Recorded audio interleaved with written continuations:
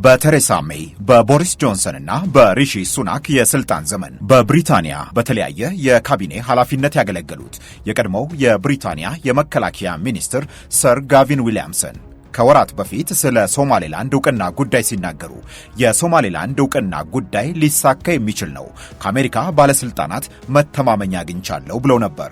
እኚህ ሰው የሶማሌላንድ የሀገርነት ዕውቅናን የሚገፉ በተግባራቸውም የሶማሌላንድ የክብር ዜግነት የተሰጣቸው ናቸው። ሰር ጋቪን ዊሊያምሰን ከ6 ወር ገደማ በፊት ለዘጋርዲያን ሲናገሩ ሶማሌላንድ የሀገርነት ዕውቅናን በቅርቡ እንደምታገኝ መተማመኛ ከአሜሪካ ተሰጥቶኛል ብለውት ነበር። ከ6 ወር በኋላ ባልተጠበቀ መንገድ ለሶማሌላንድ የሀገርነት ዕውቅናን የሰጠችው ሀገር አሜሪካ ሳትሆን እስራኤል ሆነች። የእስራኤል ለሶማሌላንድ የሀገርነት ዕውቅናን መስጠት በዓለም ዙሪያ ብዙ እያነጋገረ ነው። የቀይ ባህር አካባቢንም ውጥረት ውስጥ ከቶታል። በተባበሩት መንግስታት የጸጥታው ምክር ቤትን ጨምሮ ሌሎቹም ስብሰባ እንዲቀመጡ አድርጓቸዋል። ሶማሌላንድ ከሶማሊያ ተነጥላና ራስ ገዝ ሆና የራሷ የፖለቲካ ስርዓትን መስርታና ምርጫም እያደረገች የራሷን የፖሊስ ኃይል አቋቁማና የመገበያ ገንዘብን አሳትማ የፓስፖርትም ባለቤት ሆና ለ34 ዓመታት ብትቆይም እንደ ሀገር ዕውቅናን የሰጣት ግን አልነበረም። የ6 ሚሊዮን ገደማ ሕዝብ መኖሪያዋ ሶማሌላንድን ሶማሊያ ዛሬም የግዛት አካል አድርጋ ትቆጥራታለች። ባለፈው አርብ እስራኤል ቀዳሚ ሀገር በመሆን ለሶማሌላንድ ዕውቅናን መስጠቷን ተከትሎ እስራኤል ከዚህ ውሳኔ ላይ እንዴት ደረሰች የሚሉና ሌሎችም ሐሳቦች በስፋት እየተነሱ ነው። ለእስራኤል በቀይ ባህር አቅራቢያ መገኘት በየመን የሚገኘውን በኢራን ይደገፋል የሚባለውን የሆቲ አማጺ ኃይልን ለማጥቃት ስትራቴጂካዊ ዓላማ ያለው ውሳኔ ነው ይላሉ ትንታኔ አቅራቢዎች። ለዚህም ነው እስራኤል ለሶማሌላንድ ዕውቅናን መስጠቷን ተከትሎ የሆቲ አማጺ ኃይል ምንም አይነት የእስራኤል ወታደራዊ ውክልና በሶማሌላንድ ዙሪያ የሚመጣ ከሆነ የኛ የወታደራዊ ጥቃት ኢላማ ይሆናል ሲል ለማስጠንቀቅ ጊዜ ያላጠፋው። በሌላ በኩል እስራኤል የቀይ ባህርን መስመር በምስራቃዊ ሜዲትራኒያን ለሚገኙ ኃይሎች የጦር መሳሪያ ማስተላለፊያ ነው ብላ ታምናለች። በጋዛ ያለው ኃይልም ትጥቅ የሚያገኘው በዚሁ መስመር ነው ትላለች። በዚህና በሌሎችም ምክንያቶች በቀይ ባህር ዙሪያ መገኘት ለእስራኤል የብሔራዊ ደህንነት ጉዳይ ተደርጎ ይወሰዳል። ነገሩ ግን ከዛም በላይ ብዙ የሚመዘዝ ነጥብ ያለው ነው ይላሉ ባለሙያዎች። በኒውዮርክ የእስራኤል አምባሳደር የነበሩት ዲፕሎማቱ አለም ፔንካስ የእስራኤልን አካሄድ ስትራቴጂካዊ ከበባ የሚመስል ይሉታል። ለእስራኤል ይሄ በተወሰነ መልኩ የመክበብ አይነት ስትራቴጂ ነው። እስራኤል ከአዘርባይጃን ጋር የተሻሻለ የመጣ ግንኙነት አላት። አዘርባይጃን ረጅም ድንበርን ከኢራን ጋር ትጋራለች። አሁን ደግሞ ለሶማሌላንድ ዕውቅና መስጠቷ ወደ ታች በደቡብ በአፍሪካ ቀንድ በኩል ለእስራኤል አጋር የመፍጠር ስትራቴጂካዊ አካሄድ ሊሆን ይችላል። እስራኤል ይህንን የአሸባሪነት ስጋት መስመርን ተከትሎ ህብረት የመፍጠር አካሄድ አድርጋ ተወስደዋለች። በአሜሪካ የሚገኘው የስትራቴጂና ዓለም አቀፍ ጥናት የአፍሪካ ጉዳይ ተንታኙ ካሜሮን ሃድሰን የሶማሌላንድን ዕውቅና ተከትሎ የተቆጡትን ሀገሮች ያክል የተደሰቱም ቢኖሩም ሁሉም ግን በይፋ ይህንን ከመናገር ስለመቆጠባቸው ያነሳሉ። የተባበሩት አረብ ኤምሬትስ በሶማሌላንድ የወታደራዊ ወደብን ብታስተዳድረም ምንም አይነት መግለጫን አላወጣችም። ግን የተባበሩት አረብ ኤምሬትስ በሶማሌላንድ ጉዳይ ከእስራኤል ጋር ሽርክ መሆኗ ግልጽ ነው ይላሉ።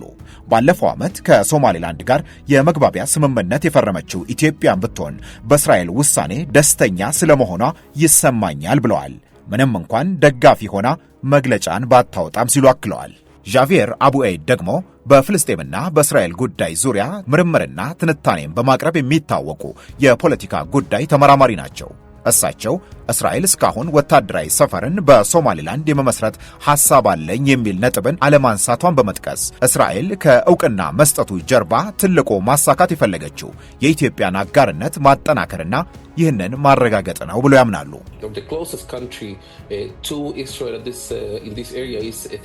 አንድ ነገር እናስታውስ። በዚህ አካባቢ እስራኤል ያላት ብቸኛ ቅርብ አጋር ኢትዮጵያ ብቻ ናት። ኢትዮጵያ ደግሞ የመውጫ በር የላትም። እነሱ ከሶማሌላንድ ጋር ከዚህ በፊት ከስምምነት ደርሰዋል፣ በእነሱ በኩል ወደ ባህር ለመውጣት። ይህም አሁን ከጅቡቲ ጋር ካላቸው የተሻለ የባህር በር ዕድል ለማግኘት የተደረገ ነው። እኔ እንደማስበው እስራኤል እያደረገች ያለችው በዚህ አካባቢ ወዳጅ የማሰባሰብ አካሄድ ነው። ከወራት በፊት የተለያዩ ዓለም አቀፍ የመረጃ ምንጮች እስራኤል ለሶማሌላንድ የሀገርነት ዕውቅናን በመስጠት በምትኩ ከጋዛ የሚነሱ ነዋሪዎችን እንድታሰፍርና እንድትቀበል የማድረግ ውጥን ስለመኖሩ ዘግበው ነበር። አሁን የሀገርነት እውቅናው እውን ሲሆንም ይኸው የቀደመ ሐሳብ ዳግም መነሳት ጀምሯል። በቀረበው ሪፖርት ዙሪያ ከእስራኤል በኩል ምንም ባይባልም በጊዜው ከሶማሌላንድ ባለስልጣናት በኩል ምንም አይነት ከእስራኤል የሚመጣ እውቅና ከፍልስጤም ጋር የሚገናኝ እንደማይሆን ማረጋገጫን ሰጥተው ነበር። በአፍሪካ ቀንድ በወሳኙ የዓለም የንግድ መስመር በባብ አልሜንዴም መተላለፊያ በቅርብ ርቀት የምትገኘውና 800 ኪሎ ሜትር የባህር ዳርቻን የምትጋራው ሶማሌላንድ በወሳኝ ስፍራ ላይ ከመገኘቷም በላይ በነዳጅና በማዕድን መገኛነቷም ከዚህ ቀደም ስሟ ሲነሳ ነበር። ይህም ልክ ቱርክ በሶማሊያ እንዳደረገችው አሜሪካም ወደ ሶማሌላንድ እንድትሳብ ሊያደርጋት ይችላል የሚል ትንታኔም ሲቀርብ ቆይቷል። ቱርክ ከሶማሊያ ጋር የነዳጅና ጋዝ ፍለጋ እንዲሁም ወታደራዊ ሰፈርን የመመስረት ስምምነት አላት። አሜሪካም በእውቅናው ጉዳይ ግልጽ ያለ አቋሟን ባታሳውቅም ባለፉት ወራት የአሜሪካ ወታደራዊ ወኪሎችና ዲፕሎማቶች ደጋግመው በበርበራ ዙሪያ መታየታቸው ግን ከአሜሪካም በኩል አንዳች የታሰበ ነገር ስለመኖሩ ማረጋገጫ የሚሰጥ ነው ተብሏል። ምንም እንኳን ፕሬዚዳንት ትራምፕ ሶማሌላንድ ማንና ምን እንደሆነች አታውቁም የሚል ግልጽ ያልሆነ ሐሳብን ቢሰጡም ከትናንት በስቲያ ሰኞ የጸጥታው ምክር ቤት በእስራኤል የሶማሌላንድ እውቅና ጉዳይ ድንገተኛ ስብሰባን ሲያደርግም ንግግር ያደረጉት በተባበሩት መንግስታት የአሜሪካ ምክትል አምባሳደር ታሚ ብሩስም ቢሆኑ ምክር ቤቱ መድሎ የሚታይበት ነው ብለው ከመክሰስ ባለፈ እስራኤልን ለምን እውቅና ሰጠሽ ብለው አልወቀሷትም። በዚህ ዓመት መጀመሪያ የዚህን ምክር ቤት አባሎች ጨምሮ ብዙ ሀገሮች ለአንድ ወገን ያደላ ውሳኔን አስተላልፋቸዋል። ለፍልስጤም እውቅና ለመስጠት ተስማምታቸዋል። ግን ለዛ ምንም አይነት አስቸኳይ ስብሰባ አልተጠራም። ይህ ምክር ቤት በተከታታይ ከዓላማ ውጭ የሆነ የተሳሳተ አቅጣጫና ሁለት አይነት መመዘኛን እየተከተለ ነው። ይህ ደግሞ የዓለም አቀፍ ሰላምና ደህንነትን ለማስጠበቅ ያለውን ተልዕኮ የሚረብሽ ነው። በሶማሌላንድ ጉዳይ ምንም ያወጣነው መግለጫ የለም። አሜሪካ ለሶማሌላንድ እውቅና መስጠትን በተመለከተ በአሜሪካ ፖሊሲ ላይ ከተቀመጠው ምንም የተለወጠ ነገር የለም። በአሜሪካ ፖለቲካ ውስጥ በተለይም የሚበዙት ሪፐብሊካውያን ወኪሎች ይህንኑ የሶማሌላንድን የሀገርነት እውቅና ጉዳይ የሚደግፉ ስለመሆናቸውም ይነገራል። የቴክሳሱ ሴናተር ቴድ ክሩዝ አንደኛው ናቸው። እሳቸው የአሜሪካን ለሶማሌላንድ እውቅናን መስጠትን ከታይዋን ጋር ያገናኙታል። በሶማሌላንድና ታይዋን መካከል ያለውን ትብብር በመጥቀስ የቻይናን ተጽዕኖ ለመከላከል ለሶማሌላንድ እውቅና መስጠት ለአሜሪካ ወሳኝና ምሳሌያዊ እርምጃ ነው ብሎ ያምናሉ። ከምንም በላይ ግን ከዓለም የኮንቴነር ጭነት 30 በመቶ በሚተላለፍበት የህንድ ውቅያኖስን ከቀይ ባህር በሚያገናኘው ጠባብ መተላለፊያ በባብ ኤልመንዴብ እስያን፣ አውሮፓንና አፍሪካን በሚያገናኘው ወሳኙ የንግድ መስመር በቅርብ ርቀት በምትገኘው ሶማሌላንድ መገኘትን አሜሪካ በብዙ ምክንያት የምትፈልገው መሆኑ ይነገራል። ከእስራኤል ውሳኔ ጀርባ አሜሪካ መኖሯ እርግጥ ነው የሚሉ ትንታኔ አቅራቢዎች ይህ ሁሉ ተቃውሞና ቁጣ ቢኖርም ሌሎች አገሮችም ተመሳሳይ መንገድን ሊከተሉ የሚችሉበት እድል ስለመኖሩ እየተናገሩ ነው።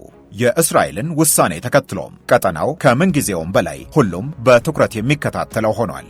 አናዶሎ፣ ሶማሊ ጋርዲያን፣ ቢቢሲ፣ አልጀዚራ፣ ደ አፍሪካን ሪፖርትና ሌሎች ድረገጾችን በመረጃ ምንጭነት ተጠቅመናል።